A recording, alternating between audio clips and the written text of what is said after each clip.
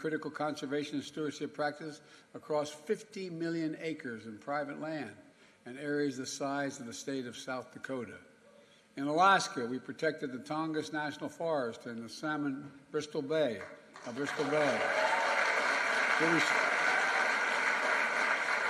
We restored the protections and status the previous administration rolled back and Bears Ears National Monument.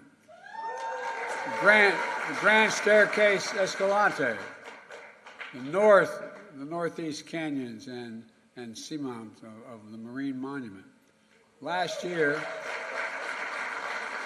I had the honor of visiting Camp Hale, Continental Divide in Colorado, and adding that to the list of national monuments for the first time to be added to my administration.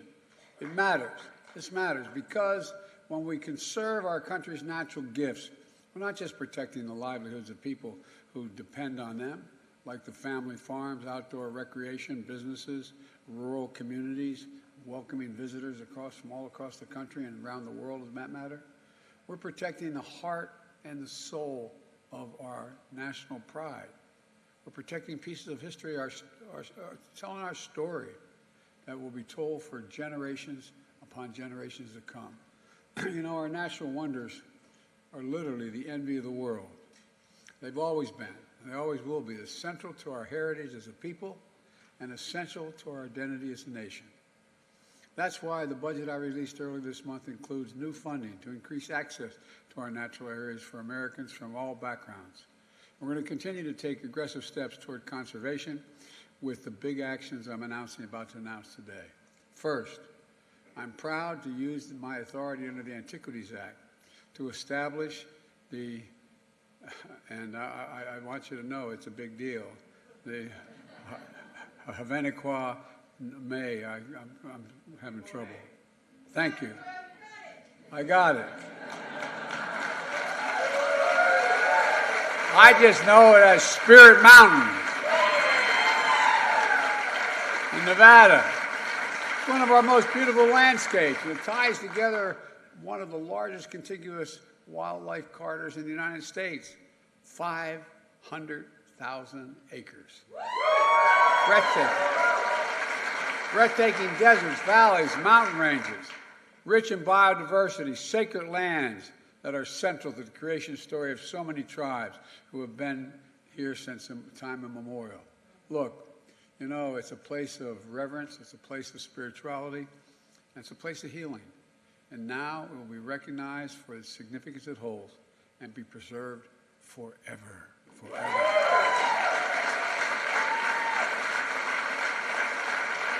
I look forward to visiting myself, and I want to thank my friends in Congress who fought so hard for this day to become possible.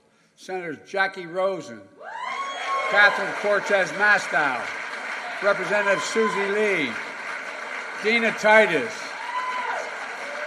and a special thanks to you, Mr. Chairman, for your partnership. Look, second thing we're doing is we're protecting the Kastner Range in Texas as a national monument.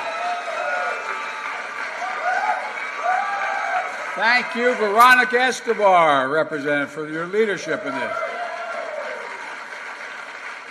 Now, I hope you'll still have reason to call me because you called me a lot on this one. This is managed by the United States Army at Fort Bliss, and it tells the story of the tribal nations who live there and the members of our armed forces who trained in those lands. It's also a place of incredible beauty. And right now, as winter gives way to spring, Mexican gold poppies are bursting into bloom. You can see, what I wanted to do is have all this in a video behind me here because when you see it, it's just breathtaking. Transforming desert plains and hills into a sea of vibrant yellow and oranges, framed in the rugged mountains of the blue sky. The people of El Paso have fought to protect this for 50 years. Their work has finally paid off.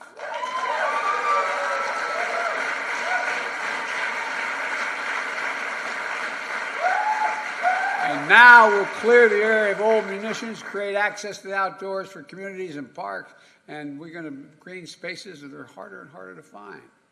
And importantly, Kastner Range will be preserved for future generations. Folks, the third thing we're doing today, I'm issuing a presidential memorandum directing the Secretary of Commerce to immediately consider designating 777,000 square miles of the Pacific Ocean southwest of Hawaii as a new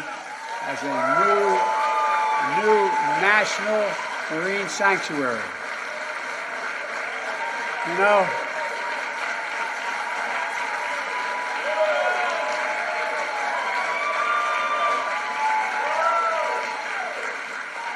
that's an area larger than Alaska and Colorado put together and 3 times the size of Texas. That's no small amount of land underground. It would make it the largest ocean area on the planet with the highest level of protection. And it will help us meet our goal of conserving, the goal I set when I got elected, of protecting and conserving 30% of our oceans. It's a network of islands and reefs where waters are filled with the most diverse marine life on the planet. Sharks, rays, marlins, tunas, turtles, whales, ancient coral forests, many that are threatened and endangered right now, but won't be. And I want to thank Senator Brian Chance and Mazie. Mazie, where are you? There you are. There, I want to say Mazie and Representative Ed Case and Joe Kukuna. And many Native Hawaiian Pacific Island leaders, who have worked tirelessly to protect our oceans. I want to thank you. I mean, I genuinely mean it. Thank you. It wouldn't have happened without you. And that's not all we're doing today. Earlier, you heard Secretary Haaland announce that she's taking steps to modernize the management of America's public lands, to put conservation on an equal footing with development, to safeguard more places for people to hike, hunt, camp, and fish. And we're going to be moving ahead today with a strategy to conserve the wildlife corridors across agencies and across our entire landscape. Whether it's a National Park Service or the Bureau of Land Management or the Forest Service or private landowners, we need to be coordinated to make sure the habitats we're conserving along migration routes, no matter where or who's in charge of that land. And today, we're releasing the first ever United States Ocean Climate Action Plan to harness the tremendous power of the ocean to help in our fight against the climate crisis. We know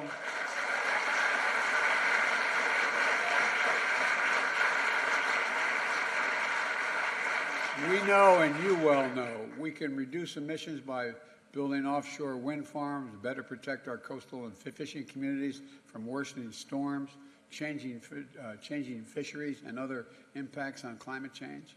And I'm also committed to working with the tribal leaders here, as well as Senator Patty Murray, Maria Cantwell, and Representative Mike Simpson, to bring healthy and abundant salmon runs back to the Colorado River system.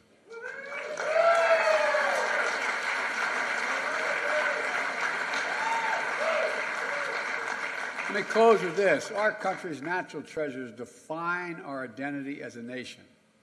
They're a birthright. They're a birthright we have to pass down to generation after generation. They unite us.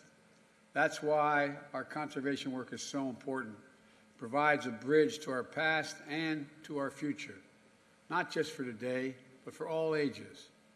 Rachel Carson, environmentalist and author, wrote, quote, "Those who contemplate the beauty of the earth find reserves of strength that will endure as long as life lasts."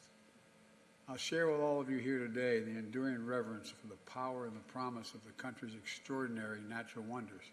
And they are extraordinary. When I was vice president, I went to most of the national parks, and I brought my family because I wanted them to see them. Going down the Colorado River, the Snake River, just incredible, incredible, incredible places. We've got to keep it going. We've got to keep the faith. We've got to remember who we are. We're the United States of America, and we owe to our children, our grandchildren, our great-great-grandchildren, and all to come what we have and what we can preserve. There's nothing beyond our capacity if we work together.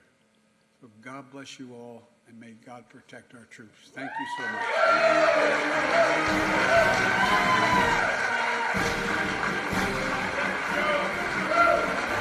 Thank you. It's a good day. Thank you.